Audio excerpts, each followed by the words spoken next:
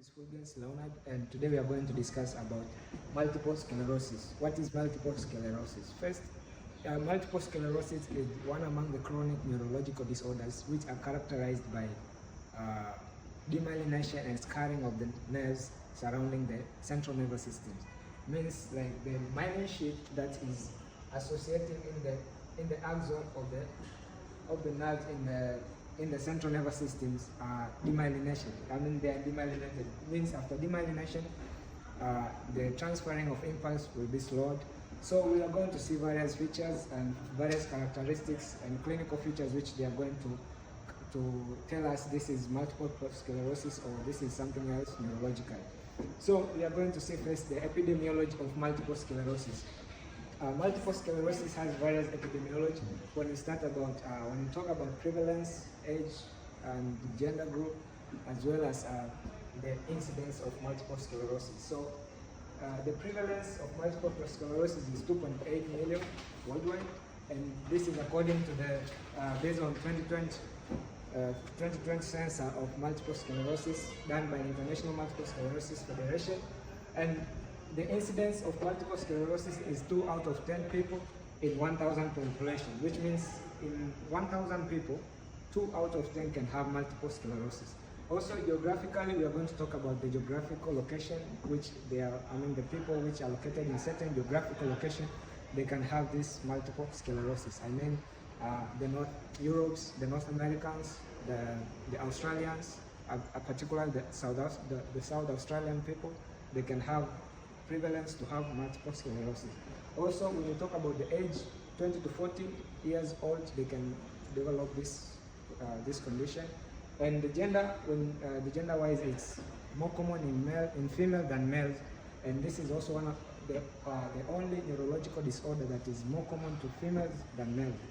So the ratio is 2 out of 5. 2:1. So the clinical features, we are going to characterize them in Charcot's triad. It has 3 types of clinical features, which are we see there is nystagmus. These nystagmus, we can see it from the eyes when you tell the patient to close the eyes and to focus on the finger, or when you point something in front of the patient, there will be blinking of the eyes as well, the ball, involuntary ball movement of the eye. So that is nystagmus, intentional tremor, as well as scanning speech. These are the Charcot's triads. So when you see this 2 out of 3 clinical features, we can confirm multiple sclerosis is present. Okay, we're going to check the MRI scanning. The screening of MRI, we are going to check if there is any demyelination of nerves. We'll go to see from the MRI itself, they will show where there is demyelination of the nerves in the central nervous system. Also, we will go and check the cerebrospinal fluid. This cerebrospinal fluid, we are going to check various things like if there is increase in glucose, or if there is increase in temperature. The pressure of this cerebrospinal fluid, it can tell us that there is defect in the central nervous system. So from there, we can conclude by various diagnosis and various differential diagnosis, like spinal tumor, if there is any nerve tumor or brain injury. But due to various clinical features we have seen earlier, we can say this is multiple sclerosis. And also, patient will be challenged with various functional abilities like bladder dysfunction, balance. Also, because of nystagmus, patient can have difficulty in vision, difficulty in swallowing, also because of involvement of the muscles of the pharynx. So we are going to deal with all this as part of our goal.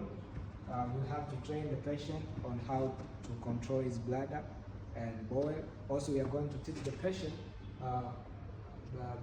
after bladder training, we will teach balance training. We are going to teach the patient